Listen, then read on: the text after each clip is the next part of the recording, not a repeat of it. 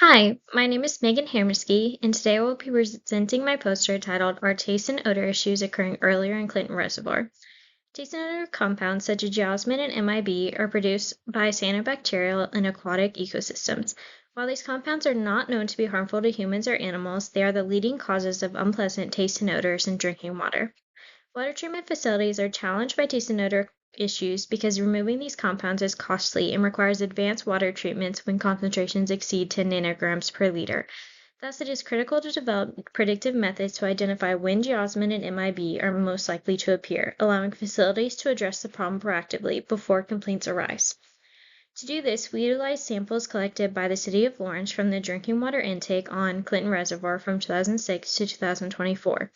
We examined temporal trends using the first day of each year where geosmin or MIB concentrations exceeded 10 nanograms per liter. We then looked more closely at 2023 through 2024 data collected from a high-frequency in-lake water quality and weather buoy. In addition to this data, we used lake elevation data from USGS and taste and odor compound data from the City of Lawrence. Because we are interested in the conditions that support geosmin and MIB, we developed linear regression models where geosmin and MIB were the response variables in air temperature, wind speed, average water column temperature, lake elevation, the day of year, seasonality, and three measures of lake stability, thermocline depth, smidge stability, and lake number were the predictor variables. To visualize the results, Figure 1a groups together 4-year increments and plots the log geosmin concentration of each group of years from January to December. There's a black dashed line at 10 nanograms per liter to show the concentrations at which geosmin must be treated for. The most recent group of years, 2021 through 2024, shows the highest concentrations and the earliest start date of geosmin. 2006 to 2010 has the lowest value, with values only exceeding 10 nanograms per liter in October through November. Figure 1b plots the first day of the year that geosmin concentrations go above 10 nanograms per liter throughout the time period of the study. The black line shows a linear regression of the data. If we continue this trend, geosmin could start as early as April by 2030. Figure 1c plots the log transformed geosmin for 2023 through 2024 throughout the months of January to December. You can see the geosmin values peaked earlier in 2024 compared to 2023. We then conducted a linear regression model on the geosmin 2023 through 2024 data and found that higher lake elevation, summer, higher average water temperatures, higher lake numbers, and lower wind speeds were statistically significant predictors for geosmin concentrations.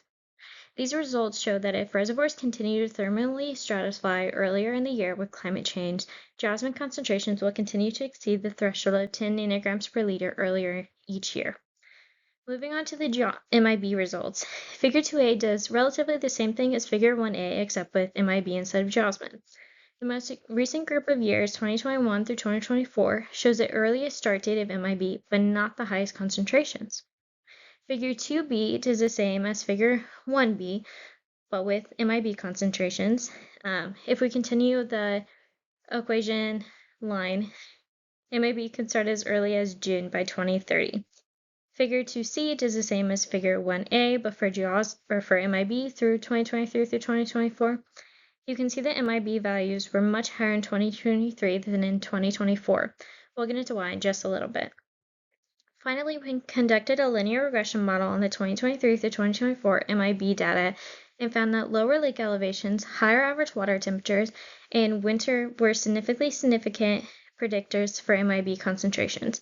Going back to Figure 2c, the MIB levels were most likely much higher in 2023 due to the lower lake elevations due to the drought. In conclusion, taste and odor compounds are starting to peak earlier and earlier each year due to higher water temperatures, lake elevation, and lake stability. However, this may change as climate change begins to have a larger effect on the dynamics of lakes and reservoirs.